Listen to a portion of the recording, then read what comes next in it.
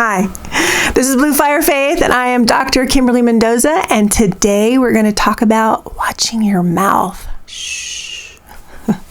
Did you ever sing in Sunday school that song? It goes, "Be careful, little mouth, what you say. There's a Father up above looking down on you with love. Be careful, little mouth, what you say." Okay. I don't know if you ever sang that song. If you didn't, you probably think I'm a wackadoodle. But if you have sang that song, then you completely understand and just had a little flashback to your childhood. And it is important. It might be a silly children's song, but it really is important for us to do, to watch out and be careful what we say. There's so many scriptures that go along with this topic that I had a hard time finding which one I want to use, but I think I found probably the one that is the strongest. It says, "If anyone thinks he is religious and does not bridle his tongue but deceives his heart, this person's religion is worthless." James 1:26. So in other words, if whatever's coming out of our mouth does not go along with the fact that we say that we're a Christian, then it's worthless. Like, we can say all day that we're a Christian, but if what else is coming out of our mouth is not holy, then basically it's worthless.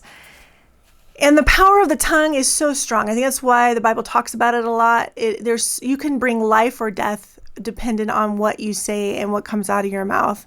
I work in academia, and a lot of times I see people thrive or die by their dreams based on what teachers say or do in the classroom. Me, myself, I was called a lot of things when I was younger, and it could have gone either way. I kind of was one of those people that wanted to prove people wrong rather than accept it. But there was a long time where people told me I was stupid, and I believed them for a really long time. And so I did not get my bachelor's degree until I was in my 30s, because as a young person, I just didn't think I was very smart. And now I have a doctorate and a couple master's degrees. So I pushed past that, but people's words really had an effect on me for a very long time. And just insecurities that come about because of things people say or put out there.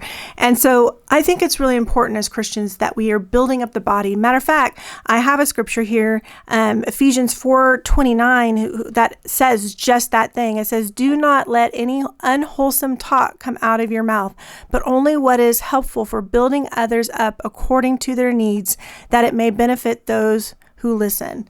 So whatever comes out of our mouth is really supposed to be about building others up. Of course, we talked about love in another video, and this goes right along with that. But there are basically 6 different ways that we need to watch our tongue that I have outlined for us. The first one is just being mean, saying things that aren't very loving, as we've already kind of talked about. But imagine this, like, I call it the domino effect. I've done skits with this and stuff. Imagine for a second you walk up in a restaurant and there's a woman behind the counter, and you're really annoyed because it's taking forever. And so you're grumbling and complaining and just being mean. And so you give her a really hard time. You go on with your day, you go back to your coffee or whatever, but this woman is now really upset. So maybe she snaps at the next person in line. The boss overhears it, so the boss fires her. She goes home, and now she snaps at her husband, and her husband then turns around and snaps at the child, and the child runs away. Okay. That might be a little dramatic, and most things probably don't go quite that far. However, I've heard stories where it's gone at least 3 deep or 4 deep. I call it the domino effect. So how you treat one person can actually affect how they might treat the next person, and so on and so forth. So you have the ability to cause like that butterfly effect in the world just by how you treat somebody. So if you're being mean and saying mean things that are just cruel, I always wondered, so I have like the world's whitest legs. They're transparent. They're so white.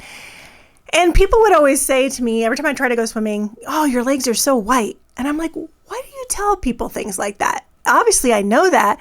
There's really only one reason you would say that to somebody, is to insult them and hurt their feelings. And all that does is make me feel more insecure, right? And so why do we do that? Why do we feel the need to point out people's flaws? Is it to make ourselves feel better? I don't know. But mean things, we got to stop saying mean things. As Christians, as the Bible says, as I just read, we got to build people up and make them feel better.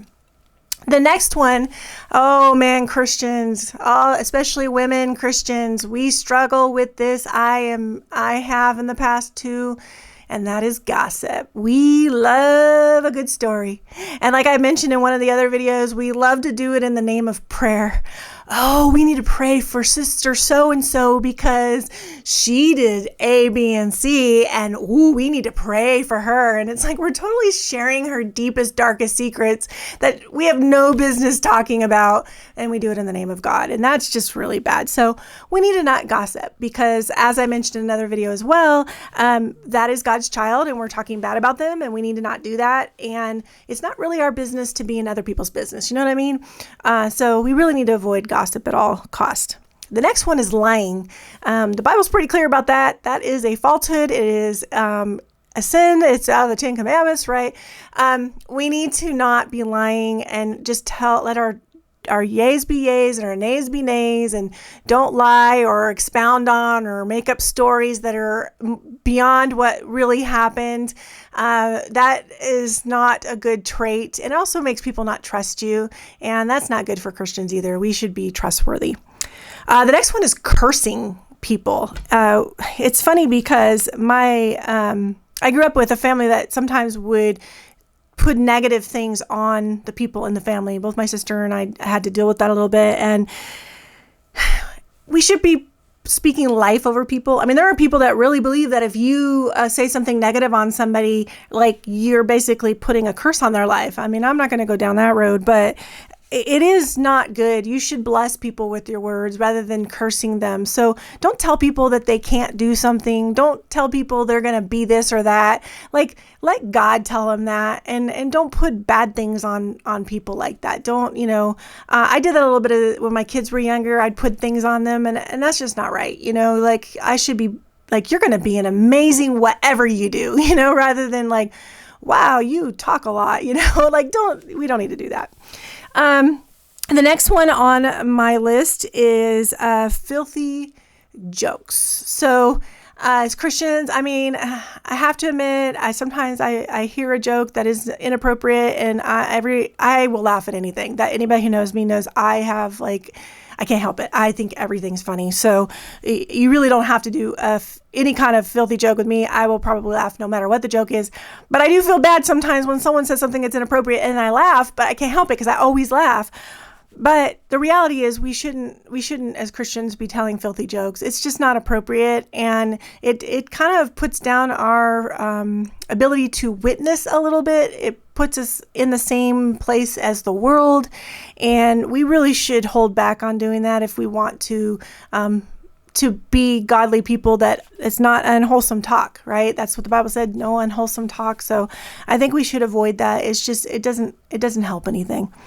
And my last one is, and nobody's probably going to like this one, but it's a doozy, and it's one that the church has gotten away from for some reason, and I don't know why. But it's probably the one that makes me cringe the most, and that is cussing. We're not supposed to cuss. We are supposed to have holy things coming out of our mouths. And I don't know why the church finds that okay. And what's so funny to me is how many Christians will whisper the cuss word, as if whispering the cuss word makes it not as powerful or as bad, Oh, it's like, it's still the same word, or if you spell it, I don't know. It's just so weird to me. It's like, how about just trying a different word and sounding intellectual? That's what I say.